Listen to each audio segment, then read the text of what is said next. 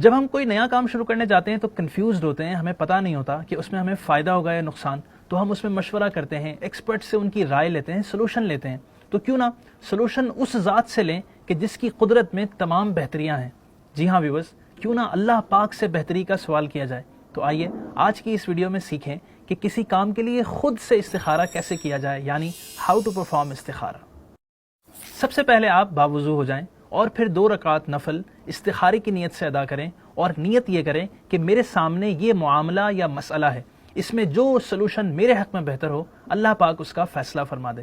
پھر نفل اس طرح ادا کریں کہ پہلی رکعت میں سورہ فاتحہ کے بعد سورہ کافرون پڑھیں اور دوسری رکعت میں سورہ فاتحہ کے بعد سورہ اخلاص پڑھیں۔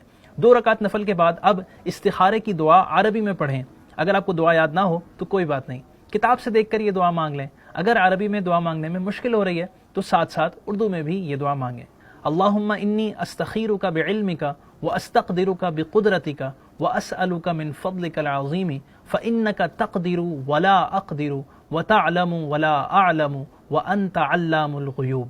اللہم ان کنت تعلم ان هذا الامر خیر لی فی دینی ومعاشی وعاقبت امری وعاجلہ وآجلہ فاقدرہ لی ویسرہ لی ثم بارک لی فیہ وَإِن كُنْتَ تَعْلَمُ أَنَّ هَذَا الْأَمْرَ شَرٌّ لِّي فِي دِينِي وَمَعَاشِي وَعَاقِبَةِ أَمْرِي وَعَاجِلِهِ وَآجِلِهِ فَاصْرِفْهُ عَنِّي وَاصْرِفْنِي عَنْهُ وَاقْدِرْ لِيَ الْخَيْرَ حَيْثُ كَانَ ثُمَّ أَرْضِنِي بِهِ۔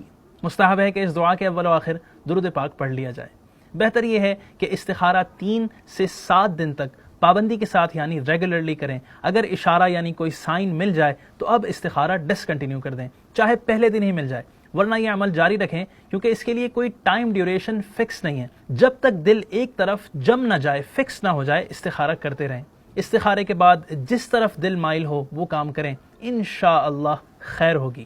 استخارے کے لیے کوئی وقت خاص نہیں، البتہ بہتر یہ ہے کہ رات میں سونے سے پہلے جب یکسوئی کا ماحول ہو تو استخارہ کر کے سو جائیں، کہ بعض اسکالرز فرماتے ہیں کہ استخارے کی دعا پڑھ کر با طہارت یعنی وضو کی حالت میں سو جائیں۔ اگر خواب میں وائٹنس یا گرین کلر دیکھیں تو وہ کام بہتر ہے، اور اگر بلیک یا ریڈ کلر دیکھیں تو بہتری نہیں۔